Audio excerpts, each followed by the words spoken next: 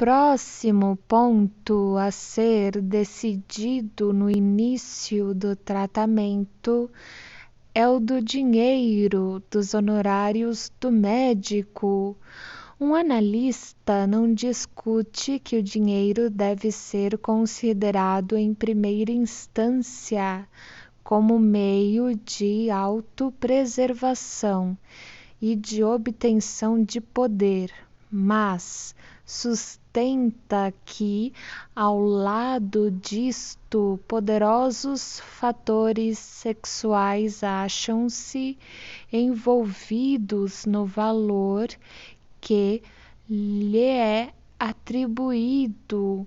Ele pode indicar que as questões de dinheiro são tratadas pelas pessoas civilizadas da mesma maneira que as questões sexuais, travessão, com a mesma incoerência, pudor, de hipocrisia.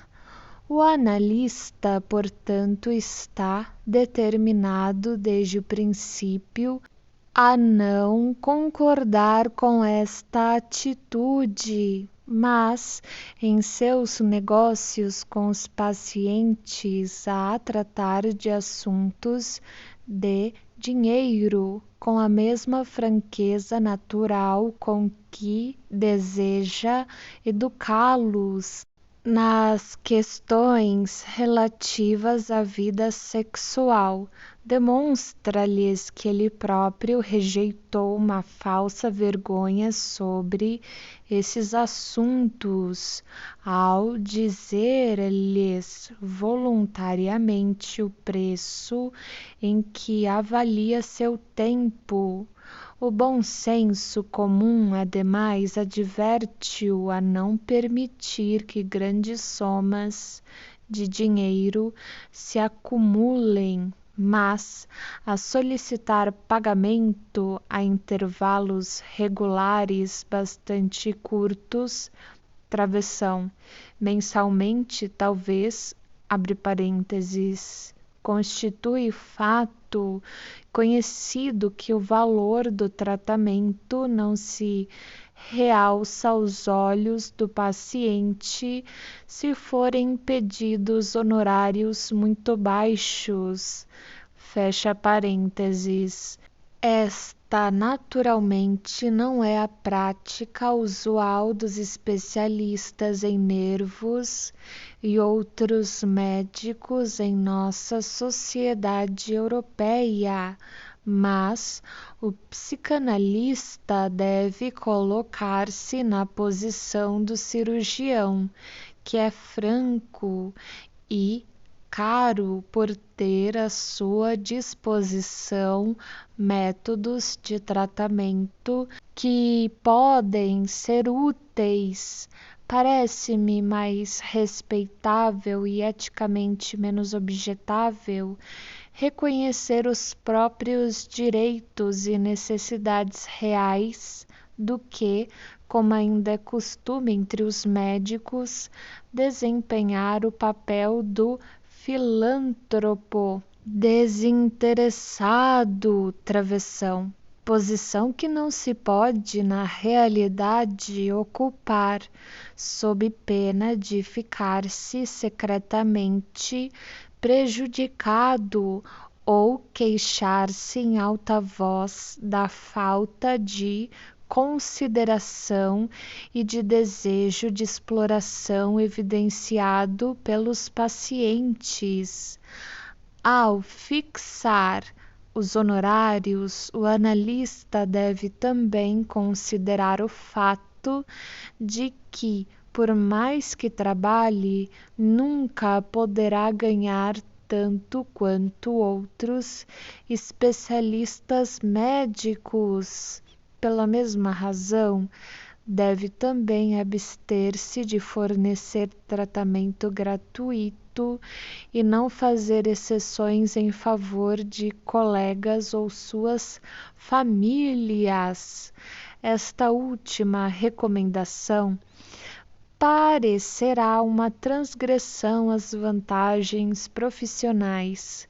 Deve-se lembrar, contudo, que um tratamento gratuito significa muito mais para um psicanalista do que para qualquer outro médico. Significa o sacrifício de uma parte considerável, travessão, um sétimo ou um oitavo, talvez, travessão, do tempo de trabalho de que dispõe para ganhar a vida durante um período de muitos meses. Um segundo tratamento gratuito, efetuado ao mesmo tempo, privá-lo-ia de um quarto ou um terço de sua capacidade de ganho, o que poderia ser comparável ao prejuízo infligido por um grave acidente. Surge então a questão de saber se a vantagem obtida pelo paciente não contrabalancearia, até certo ponto, o sacrifício feito pelo médico. Posso aventurar-me a formar julgamento sobre isto, visto que durante 10 anos ou mais separei 1 hora por dia e às vezes 2 para tratamentos gratuitos, porque desejaria a fim de penetrar nas neuroses, trabalhar frente a tão pouca resistência quanto possível. As vantagens que busquei por este meio não apareceram. O tratamento gratuito aumenta enormemente algumas das resistências do neurótico travessão. Em moças, por exemplo, a tentação inerente à sua relação transferencial e em moços sua oposição à obrigação de se sentirem gratos, oposição oriunda de seu complexo paterno e que apresenta um dos mais perturbadores obstáculos à aceitação de auxílio médico. A ausência do efeito regulador oferecido pelo pagamento de honorários ao médico torna-se ela própria muito penosamente sentida. Todo relacionamento é afastado do mundo real e o paciente é privado de um forte motivo para esforçar-se por dar fim ao tratamento. Pode-se estar muito longe da visão ascética do dinheiro como sendo uma maldição e ainda lamentar que a terapia analítica seja quase inacessível às pessoas pobres, tanto por razões externas quanto internas. Pouco se pode fazer para remediar isto. Talvez haja verdade na crença disseminada de que aqueles que são forçados pela necessidade a uma vida de árdua labuta são menos facilmente dominados pela neurose. Por outro lado, porém, a experiência demonstra, sem qualquer dúvida, que quando um homem pobre produz uma neurose, só com dificuldade permite ser livrado dela. Ela lhe presta ótimo serviço na luta pela existência. O livro secundário da doença que ela lhe traz é demasiadamente importante. Ela agora reivindica por direito de sua neurose a piedade que o mundo lhe recusou, a aplicação material e pode então eximir-se da obrigação de combater sua pobreza por meio do trabalho.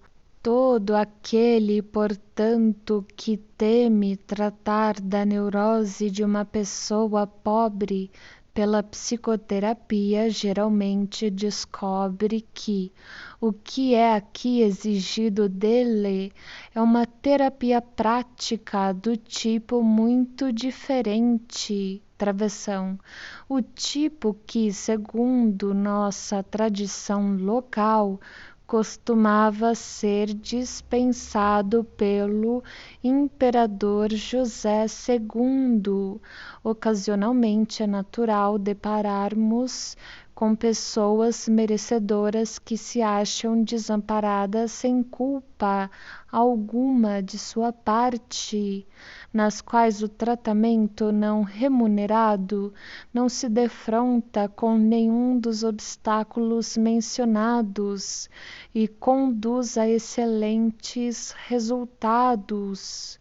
No que concerne às classes médias, as despesas envolvidas na psicanálise é excessiva apenas na aparência, inteiramente a parte do fato de nenhuma comparação ser possível entre a saúde e a eficácia restauradas, por um lado, e um moderado dispêndio financeiro por outro, quando adicionamos os custos incessantes das casas de saúde e do tratamento médico e contrastamo-los com o aumento de eficácia e de capacidade de ganhar a vida que resulta de uma análise inteiramente bem-sucedida, temos o direito de dizer que os pacientes fizeram um bom negócio. Nada na vida é tão caro quanto a doença, a travessão e a estupidez. Antes de concluir estas considerações sobre o início do tratamento analítico, tenho de dizer uma palavra sobre um certo cerimonial que concerne a posição na qual o tratamento é realizado. Atenho-me ao plano de fazer com que o paciente se deite num divã enquanto me sento atrás dele, fora de sua vista. Esta disposição possui uma base histórica. É o remanescente do método hipnótico, a partir do qual a psicanálise se desenvolveu, mas ele merece ser mantido por muitas razões. A primeira é um motivo pessoal, mas que outros podem partilhar comigo. Não posso suportar ser encarado fixamente por outras pessoas durante 8 horas ou mais por dia, visto que, enquanto estou escutando o paciente, também me entrego à corrente de meus pensamentos inconscientes. Não desejo que minhas expressões faciais deem ao paciente material para interpretação ou influenciem-no no que me conta.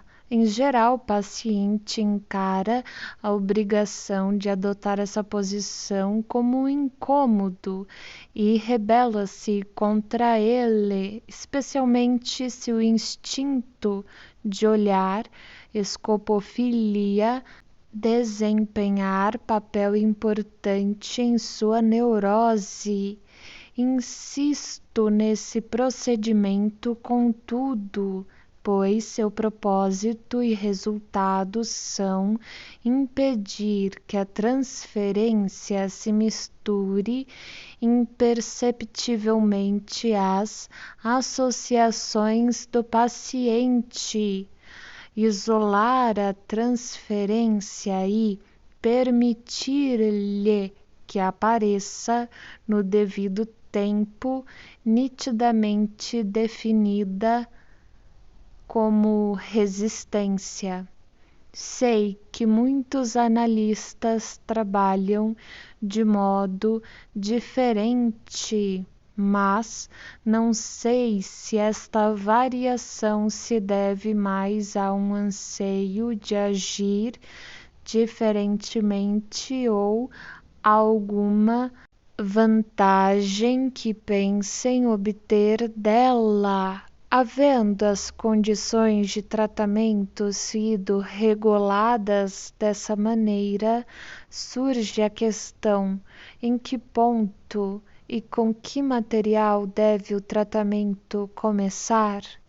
O material com que se inicia o tratamento é, em geral, indiferente travessão. A história da vida do paciente ou a história de sua doença ou suas lembranças de infância, mas em todos os casos deve-se deixar que o paciente fale e ele deve ser livre para escolher em que ponto começará. Dessa maneira, dizemo-lhe, abre aspas, antes que eu possa lhe dizer algo, tenho de saber muita coisa sobre você. Por obséquio, conte-me o que sabe a respeito de si próprio. A única exceção a isto refere-se à regra fundamental da técnica psicanalítica que o paciente tem de observar. Isto lhe deve ser comunicado bem no começo, abre aspas, uma coisa mais antes que você comece. O que me vai dizer deve diferir sobre determinado aspecto de uma conversa comum.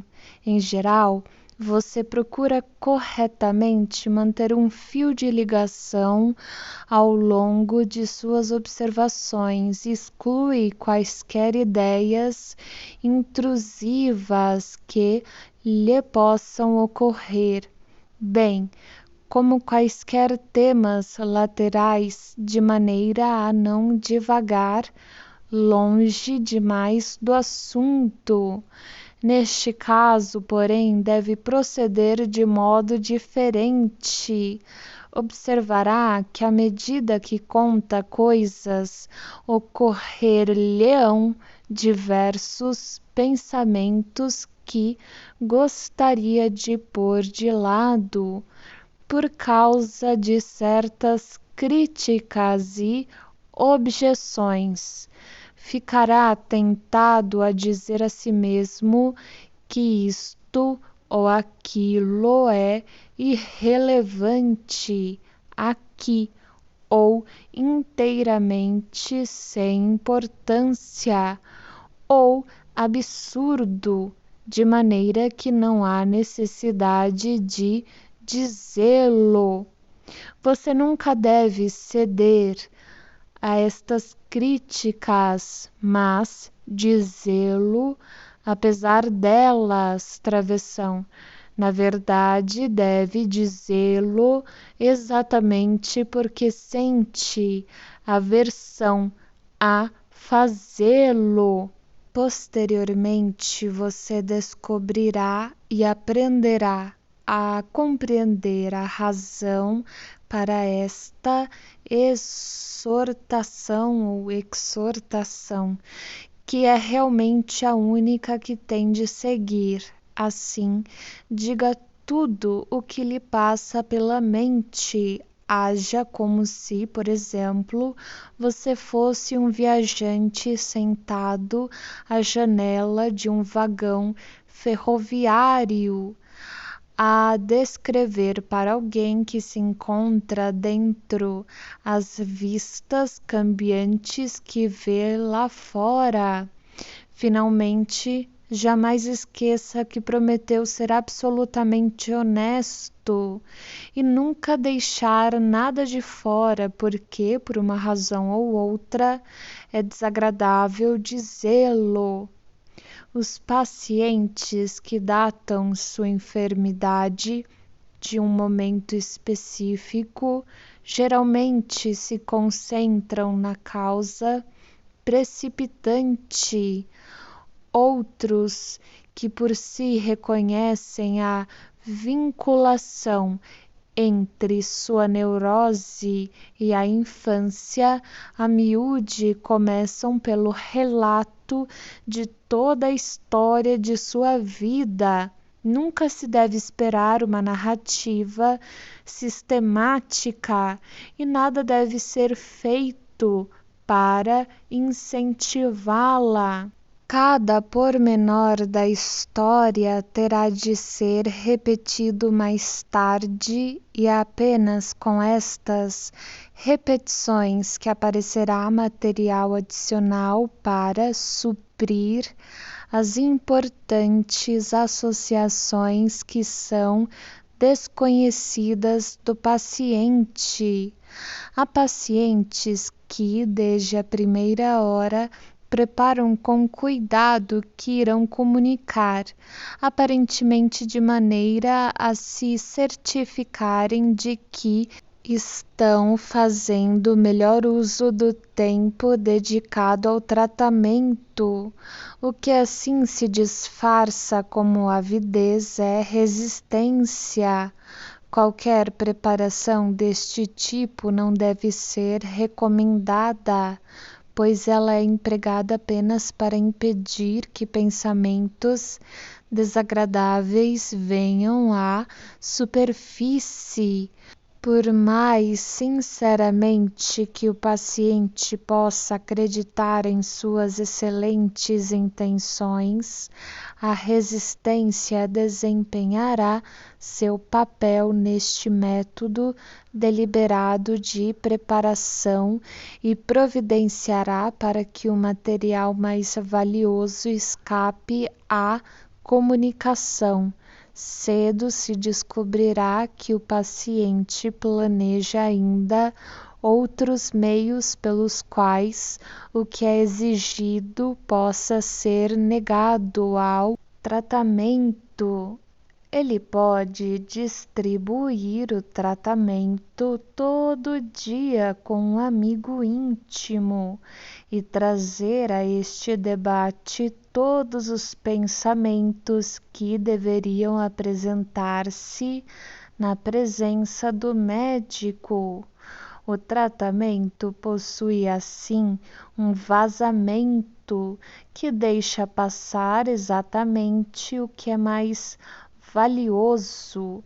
Quando isso acontece, o paciente deve, sem muita demora, ser aconselhado a considerar a análise como um assunto entre ele e seu método e a excluir todos os demais de partilhar o conhecimento daquela, por íntimos que possam ser. Os indagadores. Em estádios posteriores do tratamento, o paciente geralmente não fica sujeito a tentações deste tipo. Certos pacientes querem que seu tratamento seja mantido secreto, frequentemente porque mantiveram secreta sua neurose e não lhes põem obstáculos. O fato de que, em consequência disso, o mundo nada saiba de algumas das curas mais bem-sucedidas é naturalmente consideração que não pode ser levada em conta.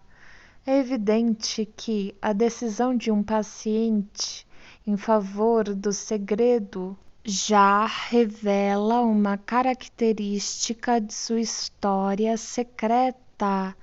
ao aconselhar o paciente no início do tratamento a contar ao menor número de pessoas possível a respeito dele, protegemo-lo também até certo ponto das muitas influências hostis que procurarão atraí-lo para longe da análise. Tais influências podem ser muito daninhas no começo do tratamento.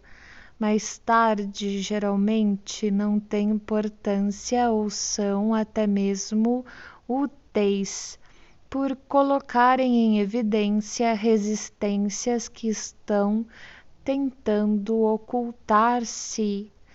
Se no decorrer da análise o paciente necessitar temporariamente de algum outro tratamento médico ou especializado, é muito mais sensato chamar um colega não analista do que fornecermos esse outro tratamento. Tratamentos combinados para distúrbios neuróticos que têm poderosa base orgânica são quase sempre impraticáveis.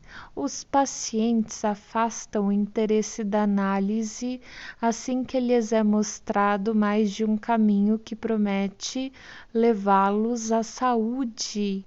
O melhor plano é adiar o tratamento orgânico até que o tratamento psíquico se complete. Se aquele fosse tentado primeiro, na maioria dos casos não encontraria êxito. Retomando ao início do tratamento, encontram-se ocasionalmente pacientes que iniciam o tratamento assegurando-nos que não conseguem pensar em nada para dizer, embora todo o campo da história de sua vida e da história de sua doença se lhes ache aberto para escolher. Sua solicitação de que lhes digamos sobre o que falar não deve ser atendida nesta primeira ocasião, não mais do que em qualquer outra posterior. Temos de ter em mente o que se acha aqui envolvido. Uma forte resistência adiantou-se a fim de defender a neurose. Temos de aceitar o desafio, então, e enfrentá-la. Afirmações enérgicas e repetidas ao paciente de que é impossível que não lhe ocorra alguma ideia ao início e de que o que se acha em pauta é uma resistência contra a análise, cedo obrigam-no a efetuar as admissões esperadas ou a revelar uma primeira amostra de seus complexos. É mau sinal ele confessar que, enquanto escutava a regra fundamental de análise, fez a reserva mental de que não bastante guardaria isto ou aquilo para si. Já não é tão sério se tudo o que tem a nos dizer é quão desconfiado se acha da análise ou das coisas horripilantes que ouviu a respeito dela. Se negar essas e outras possibilidades semelhantes quando lhe são apresentadas, pode ser levado por nossa insistência a reconhecer que, todavia, desprezou certos pensamentos que lhe ocupavam a mente. Pensara no tratamento em si, embora nada de definido a respeito, ou estivera ocupado com a aparência da sala em que estava ou não pudera deixar de pensar nos objetos do consultório e no fato de lá se achar deitado num divã, travessão, tudo que substituíra pela palavra nada. Estas indicações são bastante inteligíveis. Tudo que é relacionado com a situação atual representa uma transferência para o médico, que se mostra apropriada para servir como uma primeira resistência.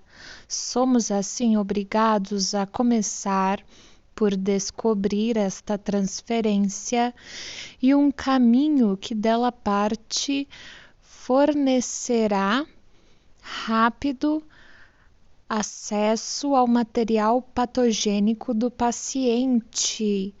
Mulheres que estão preparadas por acontecimentos em sua história passada para serem submetidas à agressão sexual e homens com homossexualismo reprimido excessivamente forte são os mais aptos a reterem desta maneira as ideias que lhes ocorrem no início da análise.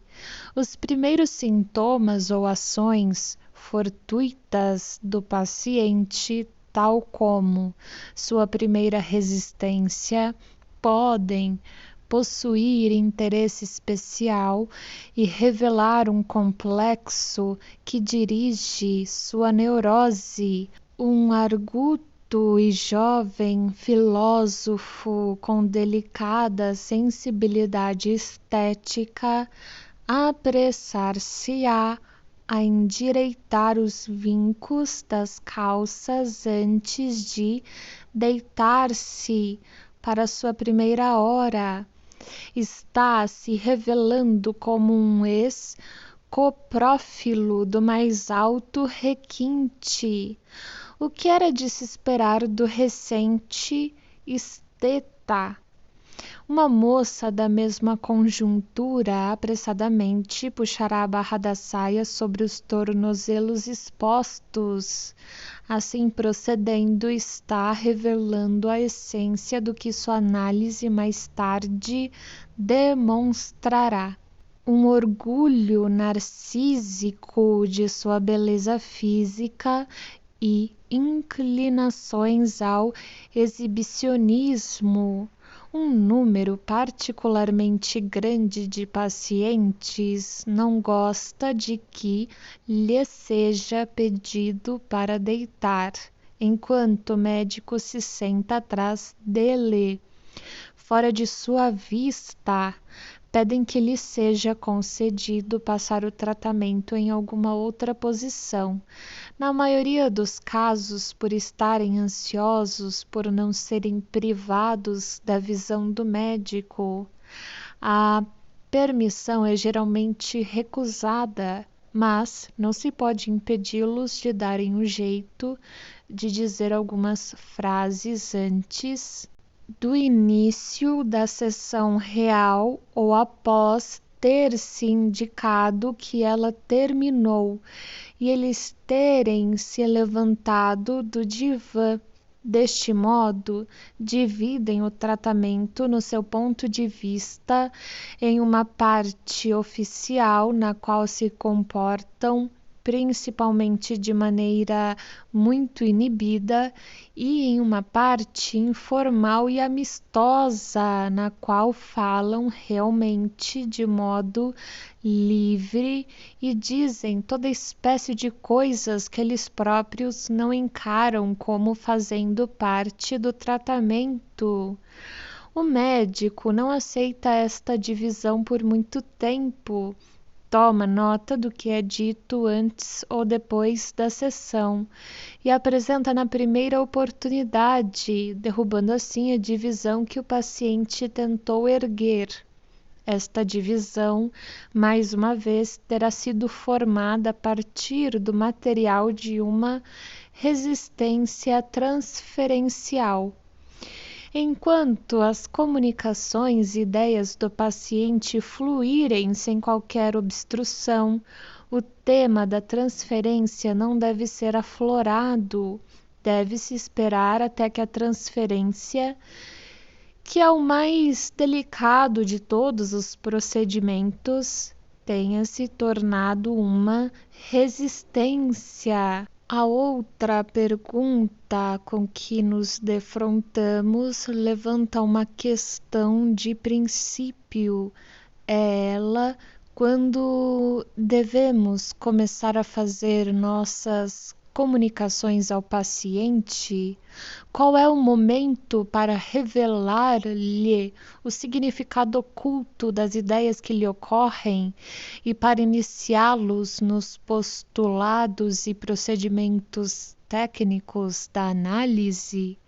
A resposta a isto só pode ser somente após uma transferência eficaz ter-se estabelecido no paciente um rapport apropriado com ele. Permanece sendo o primeiro objetivo do tratamento ligar o paciente a ele e a pessoa do médico. Para assegurar isto, nada precisa ser feito, exceto conceder-lhe tempo. Se demonstra um interesse sério nele, se cuidadosamente se dissipam as resistências que vêm à tona no início e se evita cometer certos equívocos, o paciente por si próprio fará essa ligação e vinculará o médico a uma das imagos das pessoas por quem estava acostumado a ser tratado com afeição. É certamente possível sermos privados deste primeiro sucesso se, desde o início, assumirmos outro ponto de vista que não o da compreensão simpática, tal como um ponto de vista moralizador, ou se nos comportarmos como representantes ou advogados da parte litigante, travessão, o outro cônjuge, por exemplo. Esta resposta naturalmente implica uma condenação de qualquer linha de conduta que nos levasse a dar ao paciente uma tradução de seus sintomas, assim que nós próprios a adivinhássemos, ou mesmo a considerar triunfo especial, lançar-lhe essas soluções ao rosto na primeira entrevista. Não é difícil para um analista treinado ler claramente os desejos secretos do paciente nas entrelinhas de suas queixas e da história de sua doença. Mas quanta vaidade e falta de reflexão deve possuir aquele que, com o mais breve conhecimento, pôde informar a um estranho inteiramente ignorante de todos os princípios da análise que ele se acha ligado à mãe por laços incestuosos, que abriga desejos de morte da esposa, a quem parece amar, que oculta uma intenção de trair seu superior, e assim por diante. Ouvi dizer que há analistas que se vangloriam destes tipos de diagnósticos relâmpago e tratamentos expressos, mas tenho de prevenir a todos contra seguir tais exemplos. Um comportamento deste tipo desacreditará completamente a nós e ao tratamento aos olhos do paciente, e nele despertará a mais violenta oposição. tenha o nosso palpite sido verdadeiro ou não. Na verdade, quanto mais verdadeiro for, mais violenta será a resistência. Via de regra, o efeito terapêutico será nenhum, mas o desencorajamento do paciente quanto à análise será definitivo, mesmo nos estádios posteriores da análise. Tem-se de ter cuidado em não fornecer ao paciente a solução de um sintoma ou a tradução de um desejo, até que ele esteja tão próximo delas que só tenha de dar mais um passo para conseguir a explicação por si próprio. Em anos anteriores, com frequência tive ocasião de descobrir que a comunicação prematura de uma solução punha ao tratamento um fim intempestivo devido não apenas às resistências que assim subitamente despertava, mas também ao alívio que a solução trazia consigo. Neste ponto, porém, levantar-se-á uma objeção. Será então nossa tarefa alongar o tratamento e não, pelo contrário, lhe dar fim tão rapidamente quanto possível?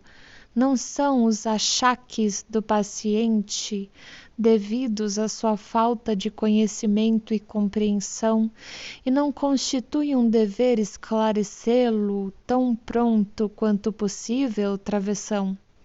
Isto é, tão logo o próprio médico conheça as explicações? A resposta a essa pergunta exige uma breve digressão sobre o significado de conhecimento e o mecanismo de cura na análise. É verdade que, nos primórdios da técnica analítica, assumíamos uma visão intelectualista da situação. Dávamos alto valor ao conhecimento pelo paciente do que havia esquecido, e nisto mal fazíamos distinção entre o nosso conhecimento e o dele. Pensávamos ser uma verdadeira sorte se poderíamos obter informações sobre um esquecido trauma infantil a partir de outras fontes, travessão, dos pais, babás ou do próprio sedutor, por exemplo, travessão, como em alguns casos foi possível fazer, e apressávamo-nos a transmitir a informação e as provas de sua exatidão ao paciente, na expectativa certa de assim dar um fim rápido à neurose e ao tratamento. Era um sério desapontamento quando o sucesso esperado não vinha. Como era possível que o paciente, que agora sabia a respeito de sua experiência traumática, todavia, se comportasse ainda como se sobre ela não soubesse mais do que antes? Na verdade, contar e descrever-lhe o trauma reprimido nem mesmo resultava em que alguma recordação dele lhe viesse à mente. Em um caso específico, a mãe de uma moça histérica confidenciou-me a experiência homossexual que contribuíra grandemente para a fixação das crises da moça. A própria mãe havia surpreendido a cena, mas a paciente esquecera-a completamente, embora houvesse ocorrido quando ela já se aproximava da puberdade. Pude então efetuar uma observação muito instrutiva. Cada vez que eu repetia à moça a história da mãe, ela reagia com uma crise histérica, a qual esquecia mais uma vez a história. Não há dúvida de que a paciente estava expressando uma resistência violenta contra o conhecimento que lhe estava sendo imposto. Por fim, simulou imbecilidade e uma completa perda de memória, a fim de proteger-se contra o que eu lhe havia contado. Após isto, não havia escolha exceto deixar de atribuir ao fato de saber em si a importância que anteriormente lhe havia sido concedida e pôr a ênfase nas resistências que no passado haviam ocasionado o estado de conhecimento e que ainda se achavam prontas para defender esse estado. O conhecimento consciente, mesmo quando não era subsequentemente expulso outra vez, era impotente contra essas resistências. A estranha conduta dos pacientes por serem capazes de combinar um conhecimento consciente com o desconhecimento permanece inexplicável pela chamada psicologia normal. Para a psicanálise, entretanto, que reconhece a existência do inconsciente, ela não apresenta dificuldade. O fenômeno que descrevemos, ademais, fornece o melhor apoio do ângulo da diferenciação topográfica. Os pacientes conhecem agora a experiência reprimida em seu pensamento consciente, mas falta a este pensamento qualquer vinculação com o lugar em que a lembrança reprimida de uma ou outra maneira está contida. Nenhuma mudança é possível até que o processo consciente de pensamento tenha penetrado até esse lugar e lá superado as resistências da repressão. É exatamente como se fosse promulgado pelo Ministério da Justiça um decreto no sentido de que os delitos juvenis fossem tratados de modo decididamente demente. Enquanto esse decreto não chegar ao conhecimento dos magistrados locais, ou, no caso de eles não pretenderem obedecê-lo, mas preferirem administrar a justiça segundo suas próprias luzes. Nenhuma mudança pode ocorrer no tratamento de determinados delinquentes juvenis. Todavia, a bem da completa exatidão, dever-se acrescentar que a comunicação do material reprimido à consciência do paciente não fica, entretanto, sem efeito. Ela não produz o resultado desejado de acabar com os sintomas, mas tem outras consequências. A princípio desperta resistências, mas depois, quando estas foram superadas, estabelece um processo de pensamento no decorrer do qual a influência esperada da recordação inconsciente acaba por realizar-se. É tempo agora que empreendamos um levantamento do jogo de forças colocado em ação pelo tratamento. A força motivadora primária na terapia é o sofrimento do paciente e o desejo de ser curado, que deste se origina. A intensidade desta força motivadora é diminuída por diversos fatores travessão, que não são descobertos até que a análise se acha em andamento travessão, sobretudo pelo que chamamos de livro secundário da doença.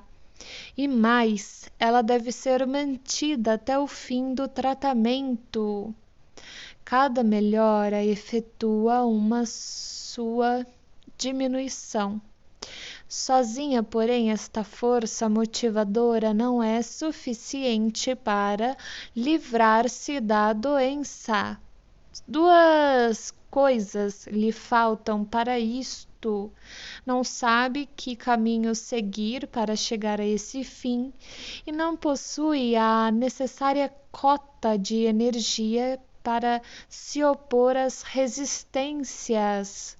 O tratamento analítico ajuda a remediar ambas as deficiências, fornece as quantidades de energia necessárias para superar as resistências pela mobilização das energias que estão prontas para a transferência e dando ao paciente informações no momento correto. Mostra-lhe os caminhos ao longo dos quais deve dirigir essas energias.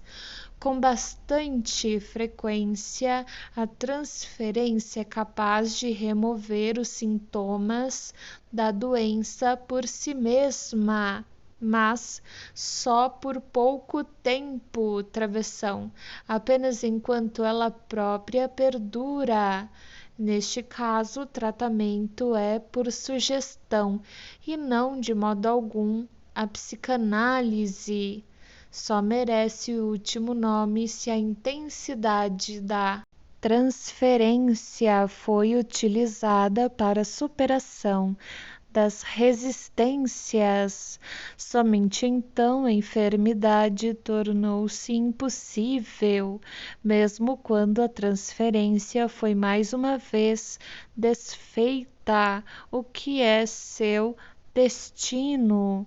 No decurso do tratamento, ainda é estimulado outro fator útil, que é o interesse e a compreensão intelectual do paciente, mas ele sozinho mal entra em consideração comparado a outras forças que se acham empenhadas na luta, pois está sempre em perigo de perder seu valor, em resultado da perturbação de juízo que se origina das resistências.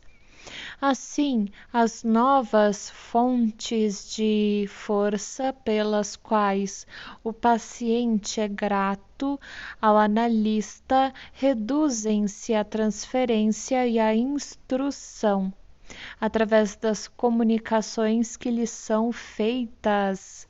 O paciente, contudo, só faz uso da instrução na medida em que é induzido a fazê-lo pela transferência.